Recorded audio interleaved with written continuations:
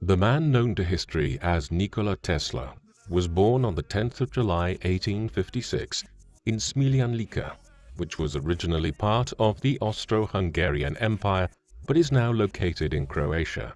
His father was Milutin Tesla, a priest of the Serbian Orthodox Church and the son of Nikola Tesla's grandfather, who was also named Nikola. His grandfather had served as a military officer for the French Empire during the Napoleonic Wars and had risen to the rank of sergeant before marrying Tesla's grandmother, Anna Kalinic, the daughter of a respected colonel. Following the defeat of Napoleon, Nikola Tesla returned to Lika, which was assimilated into the Austro-Hungarian Empire, where he fathered two sons, including Milutin and his brother Josef, as well as three daughters named Stanka, Janja, and another whose name is unknown. Milutin Tesla and his brother were sent to the Austrian Military Officers Training Academy to follow the career path of their father, and while Josef thrived, eventually becoming a professor of mathematics at a military academy in Austria, where he authored several standard mathematical textbooks, Milutin decided instead to choose a devotional path, enrolling in the Orthodox seminary in Plaski to train as a priest after being castigated in training for not maintaining the shininess of his brass buttons. Nikola Tesla's mother was Juka Mandic, the daughter of a priest from Gračac called Nikola Mandic, and the sister to three very successful brothers, including Nikolai, who climbed the ecclesiastical ranks to become the Archbishop of Sarajevo and the Metropolitan of the Serbian Orthodox Church in Bosnia, Pajo, who became a colonel in the general staff of the Austrian army, and finally Trifun, who excelled in the business sphere as a respected hotelier and landowner. In addition to being a dedicated housewife, Juka Mandic possessed a keen intellect and a strong work ethic, and was herself an innovator of her household appliances, which she often modified to make more efficient. She was an inventor of the first order, according to Tesla, and a creative influence on him until her death in 1892. Milutin Tesla was a gifted student and graduated with top honors in 1845, marrying the 25-year-old Juka Mandic in 1847, after being delegated to oversee the parish of Senj on the Adriatic coast. Settling into a house perched on top of a cliff overlooking the ocean, the newlyweds started a family, with Juka giving birth to their eldest son Dane in 1848, a firstborn daughter Angelina in 1850, and finally another daughter Milka in 1852. However, due to the poor pay he received and the salty sea air which caused him health problems, Milutin Tesla was reassigned to the Church of St. Apostles Peter and Paul in Smiljan, which meant the place of sweet basil, in Lika province, where he was provided with a picturesque farmhouse, a parcel of fertile land, and even an Arabian horse, so that he could ride to see his parishioners. It was given to him by a Turkish pasha based in Bosnia as a reward for assisting some local Muslims. As well as being an extremely smart man who assembled a vast library packed full of volumes on religion, mathematics, science, and literary works in many different tongues, Milutin Tesla was also an arduous reformer of the Serbian people, regularly writing articles for a variety of newspapers and tirelessly promoting the establishment of language schools where Serbians could learn to read and write. According to his family, Nikola Tesla was born at midnight sometime between the 9th and 10th of July 1856, in the middle of a terrific thunderstorm. 3 days later, Nikola was baptized at his family home, and with his future seemingly already planned, he was also enlisted as a member of the 1st Lika Regiment of the 9th Medak Company, a squadron he was to join when he was 15 years old by law. By all accounts, Tesla's childhood was happy, and one he shared with his older siblings, as well as his younger sister Marica, born in 1859, who would often accompany him to the churchyard or the farmyard to play with the chickens, geese, sheep, and other livestock which his father kept. Tesla was often joined by his black cat, Machak, who first introduced him to the phenomenon that would define his life's work after he set off a loud spark upon stroking him, an event which was explained by his father as a secretion of electricity. In another formative experience, again involving Machak, Tesla noted one day how a halo of light suddenly surrounded his dear cat, illuminating briefly the candlelit room he was sitting in. Inspired by such marvels, Tesla devoted much of his energy as a child to experimenting, and encouraged by his mother's inventive streak, drew up plans for flying machines, very similar to how a helicopter would later function. He disassembled clocks to see how they worked, and even designed himself a wooden sword so he could pretend to be a valiant Serbian warrior. Behind the fascination, however, lay a troubled young mind, as Tesla revealed that, as a young boy, he suffered from a strange affliction whereby he couldn't distinguish images from reality, which troubled him greatly. Tesla's childhood trauma was exacerbated by the death of his older brother Dane in 1863, who was killed in front of Tesla by the family's Arabian horse in a traumatic experience that would endlessly haunt him, and which was also the reason why his distraught father moved his family from the idyllic Croatian countryside to the larger town of Gospić, an unfamiliar environment where Tesla struggled to adjust to urban living. The untimely passing of Dane cast a long shadow over Tesla's own relationship with his father, who, mired in grief, always underappreciated the talents of his youngest son, a neglect that young Nikola tried to compensate for by striving to be perfect in everything he did so that he could win back the love of his parents. Blinded by sorrow, Milutin Tesla treated his young son with contempt, flying into rages when he caught him reading from his private library, and on one particularly hurtful occasion, after Nikola had accidentally ruined a local noblewoman's dress by unintentionally jumping on it as it trailed down the aisle of a church, he slapped his son across the face in public as a punishment. As a result of his strained relations, Tesla developed a series of peculiar phobias as a child, such as a repulsion for women who wore earrings and pearls, a strong aversion to hair, a loathing for the smell of camphor, as well as a number of other strange habits, including an obsession with counting his steps and measuring in volume the contents of his meals, calculations he was only satisfied with if they were divisible by 3. Overwhelmed by a plethora of odd neuroses, Tesla was able to regain some sense of balance after he came across a novel called Biography, published in 1836 by Hungarian author Miklos Josika, which featured the story of Oliver Biography, a young, impulsive nobleman and hedonist, recast as a valiant national hero who sacrifices himself for the well-being of the country. Tesla was particularly inspired by the character of the protagonist, seeing in his desire to better his moral character while ignoring frivolous distractions a masterful example of self-restraint, which showed Tesla that it was indeed possible for him to control his wild emotions. Tesla realized that a good coping strategy was to work with, rather than against, the nebulous visions that assaulted his consciousness, and, delving even deeper into the make-believe world of his imagining, Tesla began to embark on strange journeys where he would stumble across fantastical countries, people and cities that he dreamed up. As Tesla honed that untamed imagination that would later serve him so well in his profession, he began theorizing about the nature of reality itself, coming to the conclusion that he could trace all of his mental images back to something he either saw, smelt, or touched in an early echo of the mechanistic view of the world he would later espouse. It was also an idea that had real-life application for Tesla, who, on one occasion, was extolled as a hero by a band of firemen after he spotted a small kink in a fire hose he instinctively knew was preventing water from reaching a burning building, a problem he quickly fixed by ironing the groove out. Tesla's ingenuity would be further fostered at the Realgymnasium, the grammar school he attended in Gospić, where he would amaze his mathematics professors by demonstrating a natural ability to calculate numbers. But while he excelled in scientific pursuits, Tesla was unable to translate his talents to drawing class, where a preference for undisturbed contemplation distracted Tesla heavily, leading to grades that were so extremely poor, his father had to speak with the principal, which instilled in a young Nikola a lifelong aversion to diagrams.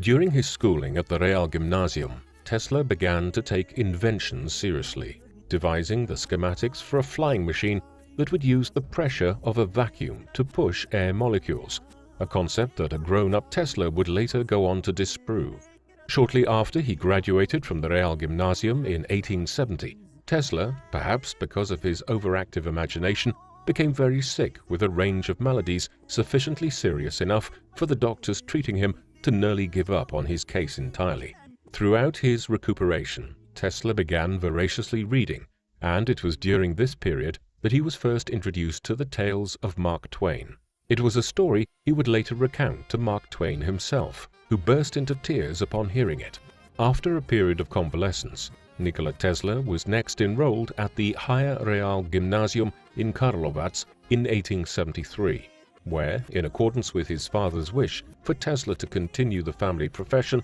he was enlisted in classes at the local seminary. However, Tesla's true desire was to learn everything he could about electricity, a passion ignited by an inspirational physics teacher who taught him about the radiometer invented by British scientist William Crookes, a device that powered a vacuum bulb with energy produced by 4 rapidly spinning tinfoil vanes. This roused Tesla to conduct some of his first experiments with batteries, induction coils, and electrostatic generators. Yet Tesla would have to put some of his projects on hold after again falling seriously ill with cholera upon his return home to Gospić, causing the young prodigy to be bedridden for over 9 months and to experience several close shaves with death. After one particularly worrying incident, Tesla supposedly implored his father that if he were to study engineering instead of entering the priesthood, that he may well recover, causing Milutin, desperate to avoid the unbearable pain of losing another son,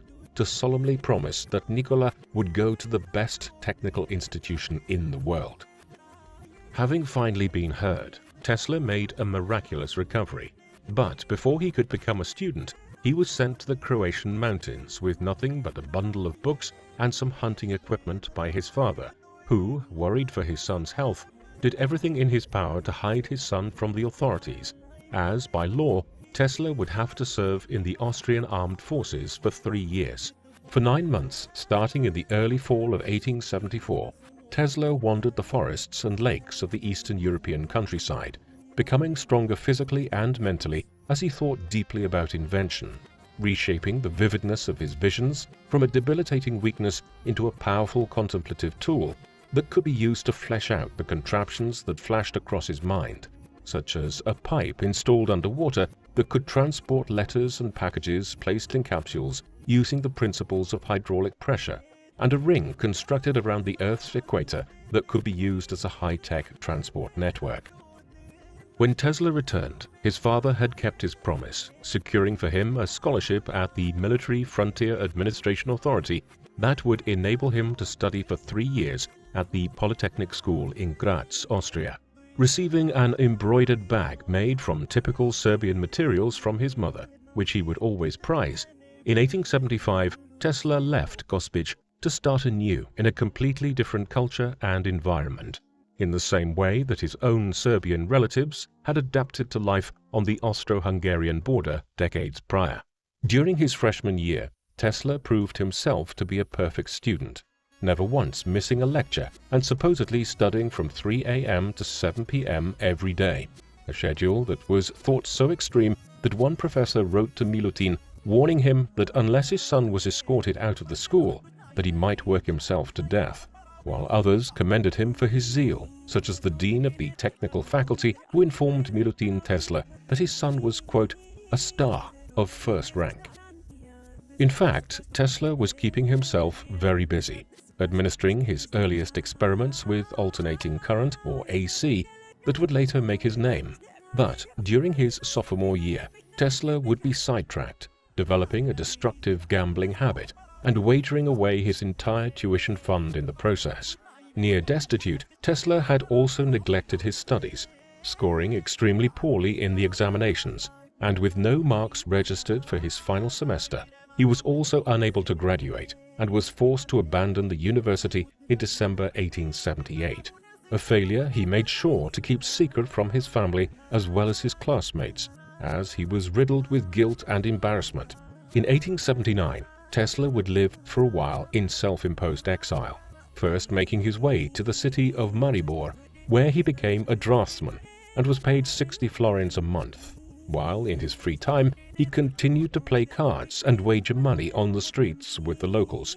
Yet Tesla's Slovenian sojourn would be short-lived, as a couple of months into his stay, he was seized by the authorities for not possessing a proper residency permit and returned to Gospic, escorted by armed police. Back home, Tesla's father would not get much time to set his son straight, as only a month later, on the 17th of April 1879, Milutin died, heartbroken that his son had been labelled as a vagrant and had chosen to indulge in a life of vice. Not content to see their talented nephew waste his abilities, in January 1880, two of Tesla's uncles gave him enough money to start courses at the Charles Ferdinand University in Prague, despite Tesla not meeting the language requirement, which specified that students had to be fluent in both Czech and Greek. However, communication issues aside, he also arrived too late and was unable to enroll in classes. And so, for the entire time, Tesla was only permitted to attend lectures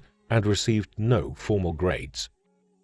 In 1881, Nikola Tesla landed his first job for a telecommunications firm in Budapest called the American Telephone Company, where he was drafted in as an electrical engineer by Theodore Puskas, who had previously worked alongside Thomas Edison, the inventor of the light bulb, at the Edison laboratories in Menlo Park. Making himself a valuable employee and sharing his findings with his work colleague Anatol Szigeti, Tesla continued his study of the concept of the alternate current in his spare time, proposing that a motor driven by circuits that were out of phase could maintain power levels to supply a constant stream of electricity. But in order to make the system function, Tesla realized he needed to figure out how to rotate magnetic fields. Strolling in the park with Anatol Szigeti in February 1882, Tesla had a sudden stroke of genius and solved the rotating magnetic field problem, going on to explain the concept of the induction motor to his friend by drawing its basic blueprints in the sand with a stick, outlining a new type of engine that, unlike its direct current or DC counterpart, did not need a commutator, an inefficient cylindrical device segmented with metal that had to be regularly maintained. Impressed by Tesla's genius, Theodore Puskas recommended that Tesla move to Paris to work for his old acquaintance Thomas Edison at his Continental Edison Company, a firm that specialized in electrical equipment, where he was first assigned by his boss Charles Batchelor, a manager who had worked for Edison since 1870 with designing dynamos, a contraption that converted mechanical energy into electrical energy and which was used most commonly in direct current circuits. Off the clock, however, Tesla continued to advance the AC theory after he was sent to work on a project in Strasbourg, where he built the first induction motor prototype.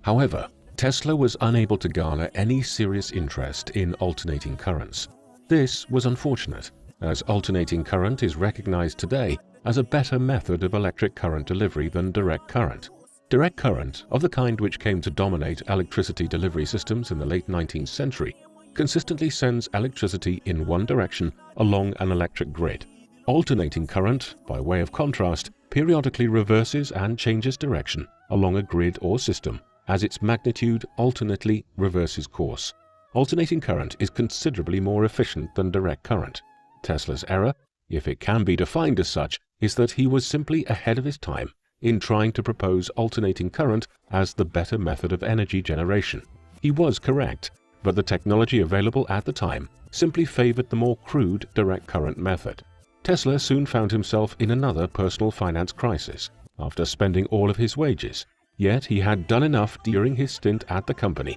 to impress his overseer Charles Batchelor, who was convinced that Tesla had the intellectual fortitude to work alongside Thomas Edison himself. In 1884, after being mistakenly registered as a migrant from Sweden after the immigration officer misheard him saying Smiljan, Nikola Tesla arrived in America armed with an introductory letter penned by his mentor Charles Batchelor, who stated, quote, "I know two great men. One is you, Thomas Edison, and the other is this young man." Although Tesla fundamentally disagreed with the notion of direct current, he was put to work improving the DC motors devised by Edison, who believed that the AC devices that Tesla envisioned were too dangerous and unfeasible, a diversion of opinion that would become a lifelong rivalry. Forced to develop an invention he had no belief in, Tesla became disillusioned and began outlining the weaknesses of DC and championing the advantages of AC, pointing out the inefficiency of Edison's direct current, which only dimly lit lamps, and proposing instead that generators should be engineered with what he termed the polyphase principle, whereby energy would be constantly recycled. Since he believed in the cyclical nature of electricity, Tesla also insisted that a huge disadvantage of the direct current was its reliance on costly power stations installed at 2-mile intervals, since it was unable to maintain high levels of voltage over distance. In contrast, arguing that the alternating current, in which the direction of energy was changed 50 to 60 times per second, was a lot more effective, since it could flexibly sustain varying levels of high voltage power and minimize power loss over long distances. This is why today, the power delivered to consumers via power grids is AC, which sustains power over long distances using transformer substations. These reduce the AC voltage over a given distance. Once the AC power reaches its destination, such as a home, the AC power is used directly for electrical appliances such as washing machines, but for other smaller appliances it is possible to convert AC power to DC via diodes within the appliance's power supply. These only allow the electrical current to flow in one direction, thus ensuring the appliance receives a constant stream of power. Disassociating himself from Edison and eager to spread the AC gospel, Tesla started his own company in 1885 called the Tesla Electric Light Company, with the financial backing of two rich benefactors, Robert Lane and Benjamin Vail, who were certain that the alternating current was the future. However, in a common issue that would prevent almost all of his later endeavors from succeeding, Tesla asked for too much money from his patrons, who, increasingly fearful that AC was too risky, ejected Tesla from his own company that same year, forcing him to eke out a living for the majority of 1885 as a repairman and even as a manual laborer, a job in which he was paid just $2 a day to dig ditches. Having learned from his mistakes, in 1886, with the aid of philanthropists Alfred S. Brown, a Western Union superintendent, and Charles F. Peck, Tesla established another company, this time called the Tesla Electric Company, based in Manhattan, New York, where he finalized the designs of the polyphase induction motor, unveiling it to the amazement of the scientific community in 1888, when he presented a landmark paper to the American Institute of Electrical Engineers entitled A New System of Alternating Current Motors and Transformers.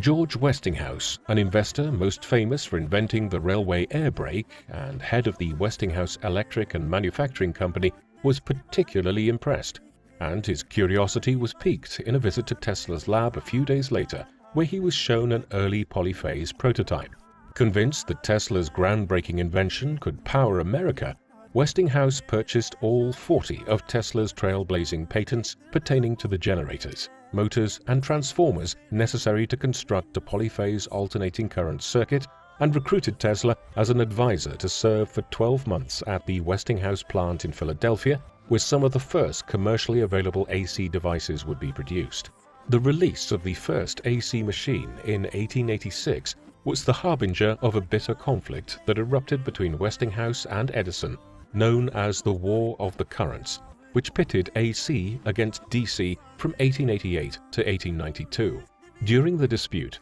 Edison would try to use his resources to sway public opinion in his favor, and despite the evidence clearly showing that AC was safe and more effective over long distances, he issued a number of articles in the biggest publications warning of the dangers of the alternating current. Edison was unable, however, to convince his largest benefactor of the superiority of DC, and Wall Street wolf John Pierpont Morgan, who in 1892 merged Edison General Electric with the AC-focused Thomas Houston Company, removed Edison's name to create General Electric and switched entirely to alternating current instruments. With Edison sidelined, the alternating current emerged as the undisputed victor of the War of the Currents, as Westinghouse increased his annual turnover from $800,000 in 1887 to $4.2 million in 1890, while Tesla was paid around $105,000 in royalties by the end of 1891, a period that also witnessed several other personal and professional triumphs for Tesla, who officially became a U.S. citizen in July 1891, at the same time as he established two personal laboratories in New York, situated at South Fifth Avenue and East Houston Street. On the other hand, Tesla's dividend checks would come to an abrupt end after Westinghouse's finances were left in disarray, their plans to expand the company by borrowing heavily falling through in November 1890 after the collapse of the Baring Brothers brokerage firm compelled panicked creditors to call in their loans. To cover his losses, Tesla continued to focus his attention on high-frequency AC experiments, inventing a lamp that required only one wire, an oscillating transformer, and a high-frequency alternator, which he exhibited at a lecture in spring 1891 at Columbia College in New York on behalf of the American Institute of Electrical Engineers to a flabbergasted crowd who were amazed at the ways that AC could be implemented into modern lighting circuits.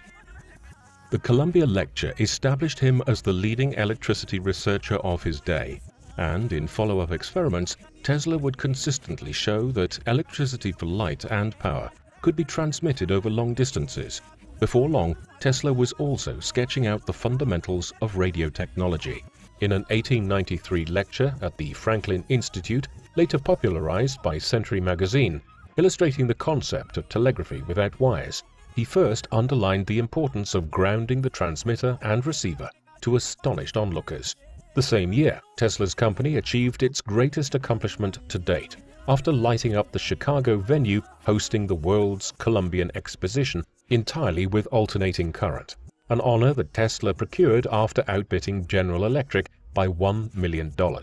By 1894, Tesla had gained the admiration of his peers and was awarded honorary doctoral degrees from Columbia and Yale universities, as well as the Elliott Cresson Medal by the Franklin Institute. More good news followed after the Tesla Electric Company was contracted to build the first ever hydroelectric power plant at Niagara Falls, a childhood dream of Tesla's that became a reality in 1895 after the first schematics were unveiled. The Niagara facility was an accomplishment that represented the ultimate defeat of the direct energy school of thought, and Tesla was lavished with the highest praise and honors, including even the Order of Danilo from King Nicholas of Montenegro, as his achievement was celebrated worldwide as an important step for the future of humanity. Tesla remained unperturbed after a fire in March 1895 at his laboratory destroyed much of his early research, including hundreds of models, notes, scientific tools, and photographs that had a combined value of $50,000. Despite this, in 1896, he demonstrated some of the earliest uses of the X-ray, discovered around the same time by the German scientist Wilhelm Conrad Röntgen, and astonished his contemporaries with the first ever X-ray of a man, published in the Electrical Review, printed using rudimentary X-ray tubes of his own design. Having revealed some of the most innovative functions of the X-ray, Tesla next devised the basic elements of the radio transmitter, and in 1896 built a rudimentary unit that received radio waves. He assessed his new invention at the Gerlach Hotel, located on 27th Street in Manhattan where he was living, by sending radio waves to it from his New York laboratory on South Fifth Avenue. Tesla presented his insights at an 1898 exhibition at Madison Square Gardens, where he demonstrated a radio-controlled boat he called a tell-automaton to stunned audiences, and by 1901 he had been awarded with a patent clarifying that he had created a system for transmitting electrical energy. Between 1899 and 1900, after being commissioned by John Jacob Astor to assemble a new lighting system in a contract worth $100,000, Tesla relocated his laboratory at Colorado Springs, where, disobeying his patron's instructions completely, he decided instead to explore terrestrial stationary waves, which he regarded as his greatest discovery. At this rural outpost, located far away from the humdrum of New York City, Tesla started to piece together an enormous transmitter, powered by millions of volts of electricity, at an experimental facility built on the outskirts of the town of Nob Hill, keeping inquisitive onlookers away with an ominous Dante line nailed to the front entrance which read, quote, "Abandon hope, all ye who enter here." It was here that Tesla first discovered that the Earth had electric potential and could be employed as a finely tuned conductor to transfer electrical energy without wires, while next noticing that when his experimental Tesla coil was powered, it emitted sparks as far as 30 feet that could be detected by antenna 10 miles away. Realizing that he could now wirelessly transmit signals using the electromagnetic frequencies of the planet, Tesla explored the practical applications, managing to light up 200 lamps fed by a power source situated 26 miles away. Exploiting the same phenomena, he was even able to produce man-made lightning as a result. Tesla noted that the discovery of stationary electromagnetic waves and how they interacted with the Earth had far-reaching implications. It was a discovery which Tesla would spend the majority of the rest of his career investigating, as he felt it had the potential to transmit electrical power across large distances without the need for wires. Indeed, he hoped that his work could one day provide the whole world with clean and free electrical power. However, as with so many of Tesla's ideas, it was funded by investors such as J.P. Morgan, who intended to market his inventions for profit and were only prepared to fund research which would garner a return on their investments. Thus, it would be the all-powerful market forces that would eventually scupper so many of Tesla's imaginings.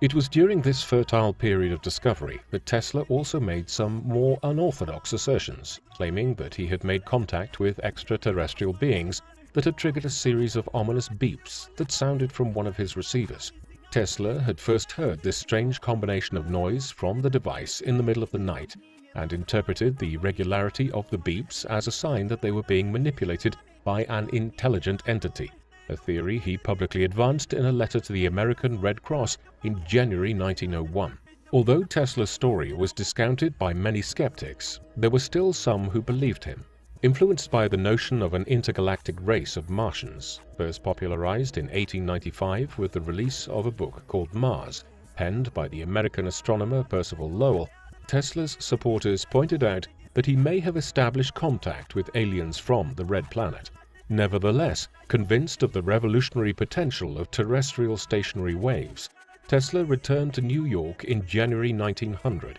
eager to secure funding for a major invention that would eclipse his scientific rivals who were also investigating wireless systems, such as Reginald Fessenden, Lee De Forest, and in particular Guglielmo Giovanni Mario Marconi, an Italian inventor who became Tesla's next arch-nemesis after Edison. Eager to keep his May 1899 promise, in which he vowed to wirelessly communicate with Paris by 1900, Tesla hunted for a source of funding after patenting the magnifying transmitter he had constructed at Colorado Springs. Since the device he envisioned had to generate enormous volumes of electricity from AC equipment, Tesla first approached his old ally George Westinghouse, who declined to become involved but loaned him the necessary machinery, while the majority of the project's funding came from the coffers of Wall Street whiz J.P. Morgan, who signed a deal with Tesla after negotiations discussing the purchase of Marconi's wireless patents broke down. After convincing him that the wireless transfer of information would make the expensive underwater cables his company used to send transatlantic messages obsolete, Morgan informed Tesla he was willing to support him with a $150,000 investment on the condition that he would own a 51% stake of the inventor's patents. Between 1901 and 1905, with the backing of the biggest financial titan in the world, Nikola Tesla constructed the 187-foot-high transmission tower at Wardenclyffe Laboratory, topped with a 68-foot copper dome, which was the first wireless broadcasting system ever built and was largely powered by a gigantic magnifying transmitter designed to channel large concentrations of electricity to any destination conceivable. Assured that by setting up receivers attached to the ground he could pick up the electromagnetic waves emitted by the tower anywhere, Tesla was desperate to overshadow his rival Marconi, who in December 1901 at St. John's in Newfoundland was hailed as the inventor of wireless telegraphy by the world's press, after reporting triumphantly that he had successfully received the first transatlantic signal sent by colleagues at Poldhu in Cornwall, England.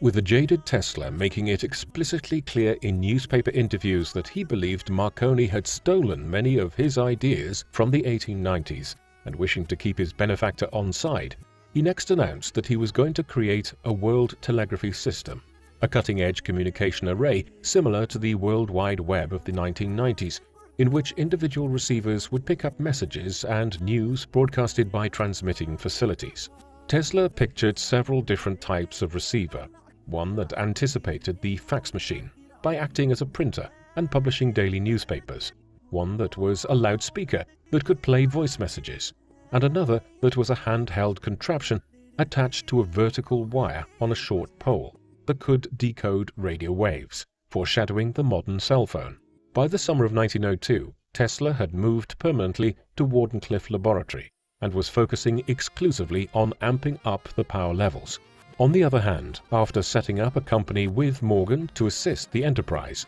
Tesla found it hard to sell shares to the moneyed New York elite, who believed the investment was too risky, an appraisal not shared by Tesla, who sold $33,000 of his personal property and borrowed a further $10,000 to realize his dream. Faced with an additional $30,000 bill from Westinghouse for the equipment, a lawsuit from the landlord James Warden, who was taking Tesla to court for not paying property tax, as well as another bill from the phone company who had installed a special line out of the laboratory, Tesla struggled financially. Tesla's promise to extend the coverage of his system so that it could be detected as far away as Australia failed to persuade Morgan, who in July 1903 let Tesla know that he was unwilling to invest any more capital, a mortal and unexpected blow to the world telegraphy system that enraged Tesla, who, in true mad scientist fashion, furiously cranked up the voltage of the magnifying transmitter at Wardenclyffe to the maximum level and hurled lightning bolts into the New York sky. From a risk perspective, Morgan's decision was quite understandable, since after 2.5 years, Tesla had failed to fulfill his pledge to provide a transatlantic system in 6 to 8 months,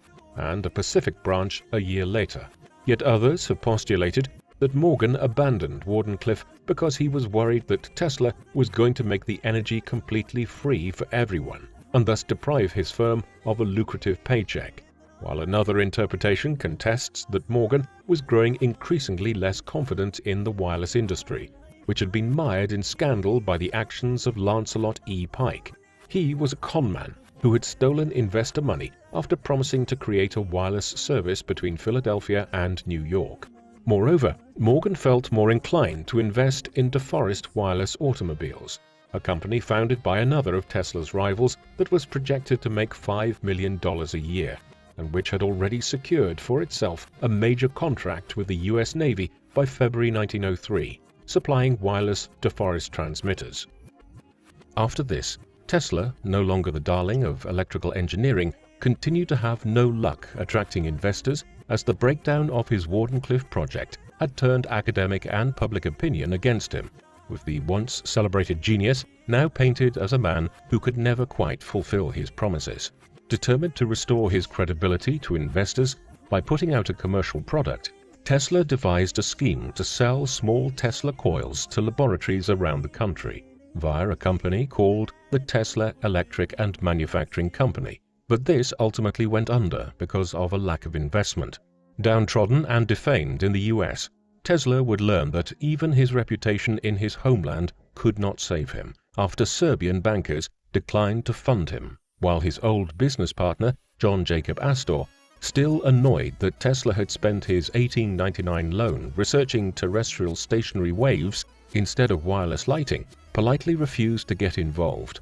By early 1904, Tesla was hiring out his services as a consultant and had embarked on a new project that aimed to harness the power of Niagara Falls in partnership with the businessman William B. Rankin. Yet Tesla's real desire was always to restart his experiments at Wardenclyffe, a prospect that was becoming increasingly unlikely, since investors were discouraged by the fact that Morgan still owned 51% of Tesla's patents, meaning that business partners would always have to consult him to reap any financial benefit from Tesla's inventions. In response, Tesla bombarded Morgan with impassioned appeals to take him back on, in a series of letters that could come in many forms, with some carefully prepared proposals promising Morgan unrealistically high profit margins, while in others, Tesla desperately scribbled emotional outbursts decrying his unfair treatment. Unable to drum up financial backing and still struggling to get the Wardenclyffe Tower functioning, Tesla was in a dark place and began spiraling into a true nervous breakdown after the untimely death of his business associate Rankin and the collapse of Canadian Niagara Power in the fall of 1905. A man who was always fascinated with human psychology, in the 1920s Tesla shared his experience of emotional collapse with author George Sylvester Viereck in a well-publicized book on Freudian theory, explaining how, in his delirium, he was haunted by images of his deceased brother Danny, as well as their mother. Tesla would recover from his breakdown in 1906, and with a new determination to prove himself as a valuable asset, he switched his focus from electrical to mechanical engineering, delving into the science of flight in a bid to raise money so that he could continue his work at Wardenclyffe, which in 1904, due to lack of funds, he had mortgaged to George C. Bolt, the owner of the Waldorf Astoria Hotel, where Tesla lived for many years.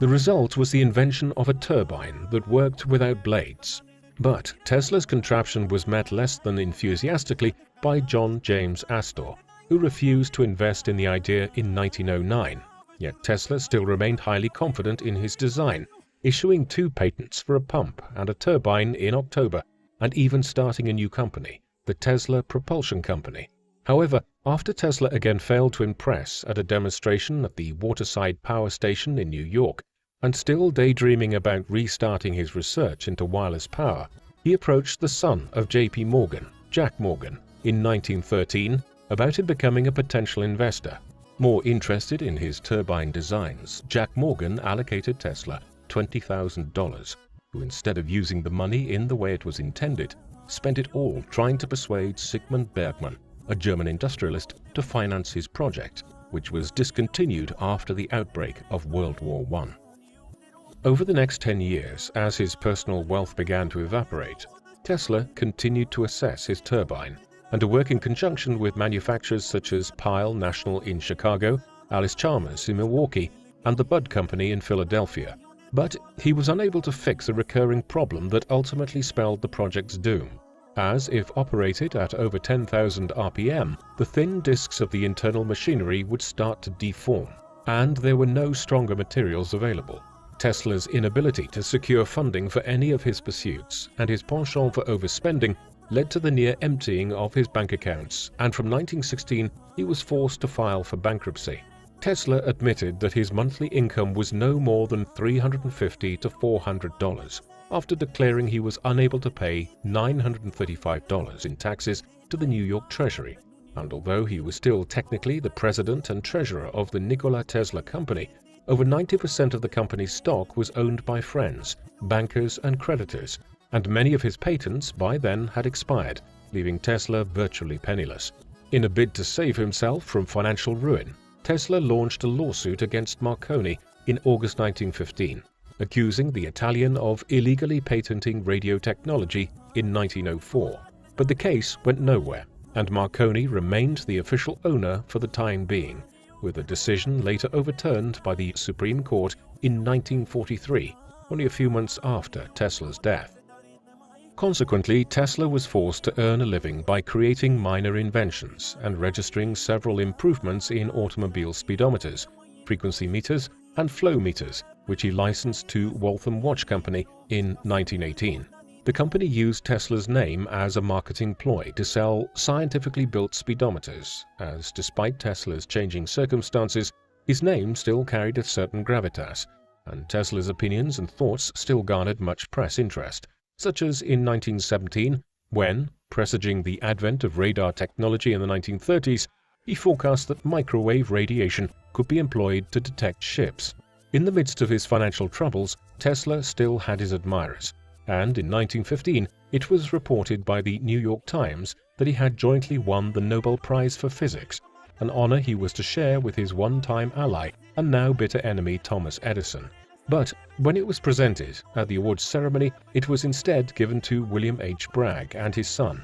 as Tesla refused to share the award with his nemesis, nor had he forgiven the Institute for recognizing Marconi as the pioneer of radio communication technology after they had awarded him the same accolade in 1909. 2 years later, in 1917, however, Tesla's individual efforts would be recognized when he accepted the Edison Medal from the American Institute of Electrical Engineers, the most prestigious prize in electronic engineering, where his life's work was praised in an address by the vice president of the organization, who said, Were we to seize and eliminate from our industrial world the result of Mr. Tesla's work, the wheels of industry would cease to turn, our electric cars and trains would stop, our towns would be dark, and our mills would be idle and dead.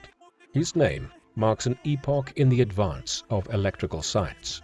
Yet Tesla cared very little for the decoration, opting to leave the Engineers Club where the award ceremony was taking place shortly before he was presented with the medallion, forcing his friend and the person who had nominated him, B.A. Behrend, to embark on a frantic search that ended in Bryant Park, across from the venue where Tesla was busy feeding pigeons. Tesla particularly loathed the fact that the award was in his rival's name. Despite being lauded for his work in electricity, Nikola Tesla remained poor throughout the 1920s, and because he made only a small income from the royalties he received from licensing his minor inventions, he became embroiled in a string of legal disputes, such as in June 1925, when he was sued by the attorney Ralph J. Hawkins for failing to pay $913 in fees. It was during this decade that Tesla started to retreat from the public eye, living hotel to hotel as an eccentric recluse and spending so much of his time feeding the pigeons in Bryant Park,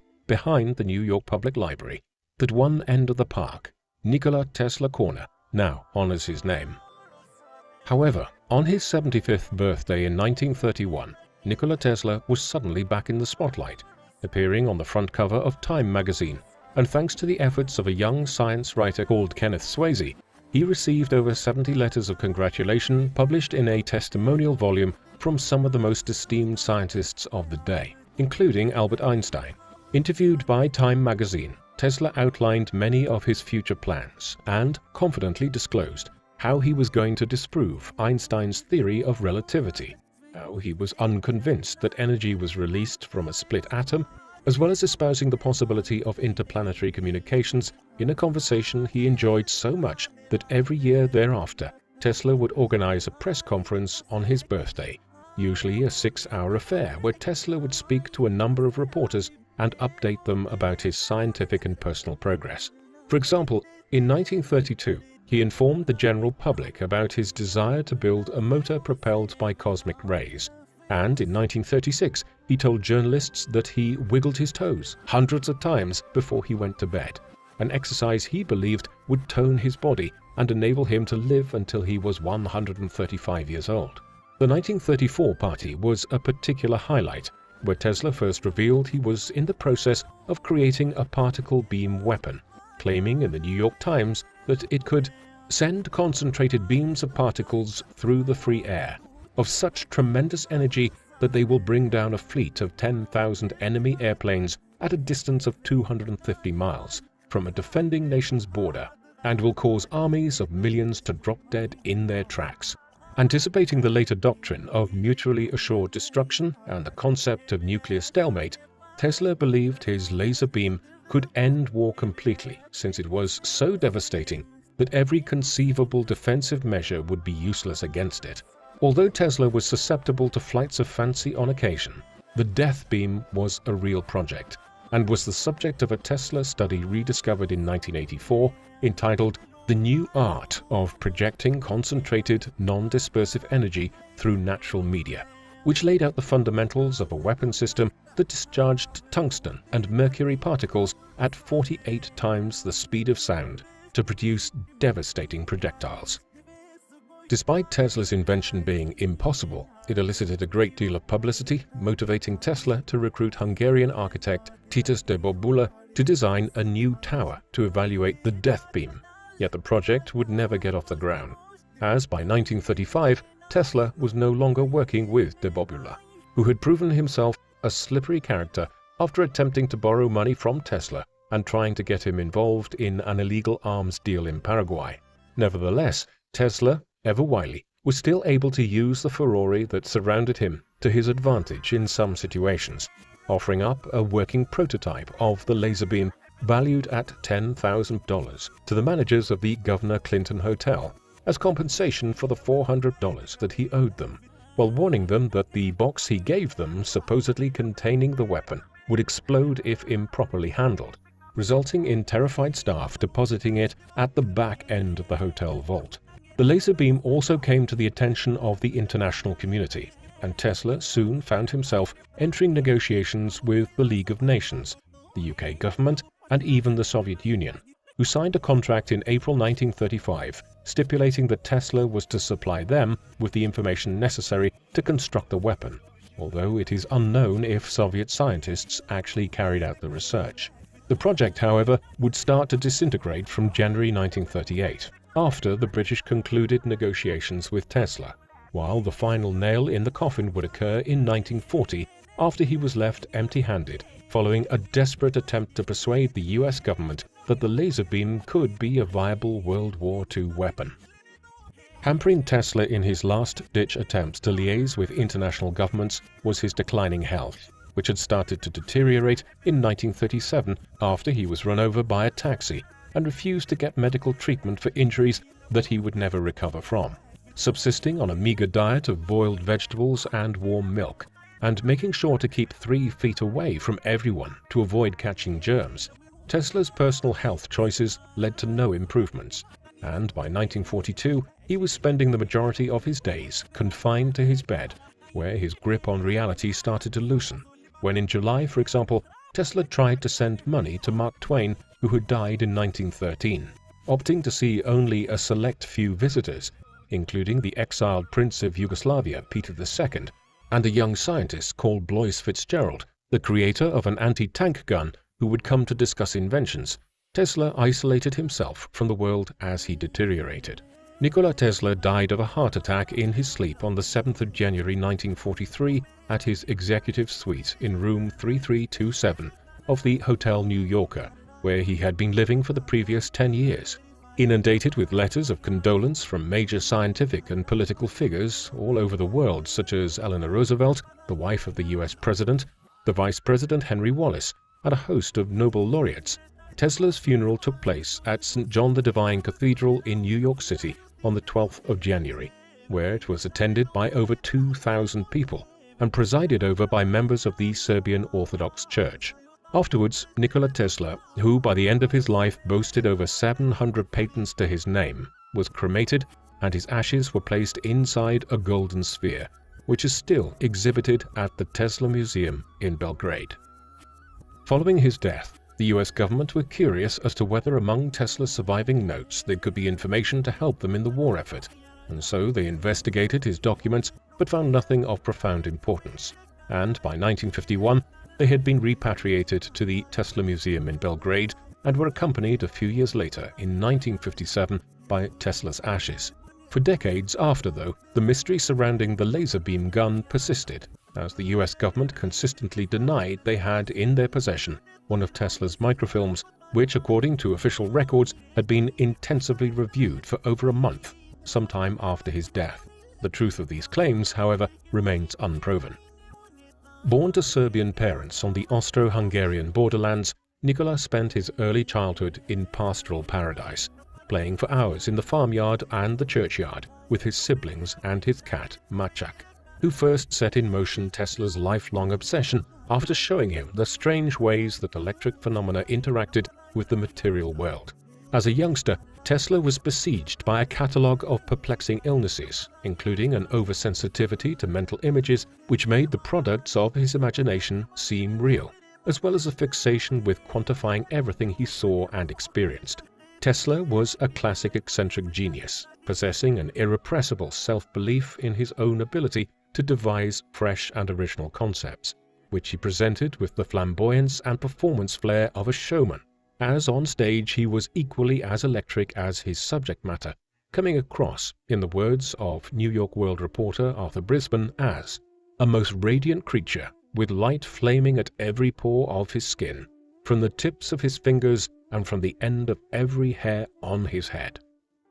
By the middle of the 1890s, Tesla was at the apex of his power and making major contributions to a number of other academic fields. But Tesla, who prioritized his intellectual pursuits and never took a wife or started a family, also had his fair share of anxieties, the pressure of his line of work making him particularly susceptible to emotional outbursts of despair and anger when things were not going his way. Tesla's misfortunes often arose because he was overly confident in his outlook, produced only a few tangible commercial results from his experiments, and had no qualms about irresponsibly spending all of his investors' money while still asking for more, a habit that would irreparably damage his reputation in his later years and transform him into an impoverished recluse who hid away in New York hotels. As he began to ail in the 1930s, Tesla enjoyed a renewed wave of international popularity when he revealed that he was planning to assemble a laser gun that he anticipated would be so powerful that it would end all conflict. Yet, like many of his schemes, it would never come to fruition, fizzling out by 1940 after his last effort to interest the US government failed. Although, many decades after, curiosity about the death ray would still persist. Following a period of mental and physical deterioration in 1942, Nikola Tesla died at his room at the Hotel New Yorker on the 7th of January 1943, but was immortalized for his foundational contributions to science. Today, one of the world's most prominent and valuable companies is called Tesla Inc. It is a company which seeks to revolutionize transport systems and how energy is delivered across the world. And while it has no direct connections to Nikola Tesla, the man, it is fitting that his life's work has been remembered in this way. Tesla, an ethnic Serb, hailed from Croatia in the mid-19th century, at a time when the Balkans was very far from the center of technological and industrial development, and formed part of the Austro-Hungarian Empire, a backwards power which did not contribute greatly to wider societal development at the time. And yet, despite these impediments, he made enormous breakthroughs during his lifetime in a wide range of different fields. It was Tesla who first pioneered alternating current, who made major advances in radio technology, and who first devised many of the systems which are used today in renewable energy systems. Perhaps most impressively, he devised the entire concept of wireless technology and communication. In this respect, he stands in a small line of individuals in modern history, which includes Galileo Galilei, Isaac Newton, Thomas Edison, and Albert Einstein, whose life's work have transformed our understanding of modern science and how society functions. Given all of this, we might ask why Tesla was not credited as much as he should have been in his own lifetime for his successes. The answer to this conundrum is relatively clear. Tesla's ideas and the systems he came up with were simply ahead of their time, and he was overshadowed by the innovations introduced into Western society by Thomas Edison, a similar genius whose designs around electricity were more suitable for the level of technological development which prevailed in Europe and North America in the second half of the 19th century. But while many of Edison's inventions and pioneering work around electricity generation are now viewed as being somewhat archaic and inefficient, Tesla's designs and ideas are still widely praised. Perhaps in this respect, it should be left to Edison to have the last word on Tesla. While he dismissed the Serb's idea of alternating current as being impractical at the time, in the end Edison concluded that Tesla was one of the truly great figures in the development of our electric world. Edison was entirely correct in his assessment. While Edison won the contest to become the leading figure in electrification in North America at the end of the 19th century, when you boil a kettle or use many other electrical appliances today, you are most likely using an alternating current device rather than the direct current which Edison championed. As such, while Tesla lost the current war in the 19th century, he was a prophet of 20th and even 21st century technology and energy efficiency. Although Nikola Tesla did not invent, or rather discover, AC power, his genius lay in his ability to find far-reaching real-world applications to new discoveries and natural phenomena. He possessed a vision which few of his contemporaries could match, even Thomas Edison, and there is no doubt that he changed the world just as much as his former employer, as the light bulb would be next to useless without a reliable and safe means of power delivery over long distances. Indeed, there are few people whose work has impacted more on modern-day society than Nikola Tesla, with electric power now being available to the majority of the human race, largely thanks to his work. He even tried to work out a way in which power could be delivered freely to consumers, which perhaps both explains why he is today so highly regarded, but also why he never managed to monetize his work in the same manner as people like Edison. Perhaps what most endears us to people like Nikola Tesla, Albert Einstein, and the breed of latter-day inventors and scientists who, with little or no formal education, revolutionized their respective fields, is the image of the eccentric mad scientist working alone on experiments and calculations. In an age in which the discoveries and achievements of individual scientists are today subsumed by the multinational corporations they work for, there is something romantic and inspiring about one human being having such a positive impact on human civilization through their own endeavor. Nikola Tesla is one of these people, and despite the fact that he did not perhaps receive the money or recognition he deserved in his lifetime, he has, since his death, been immortalized as one of the greatest and most important inventors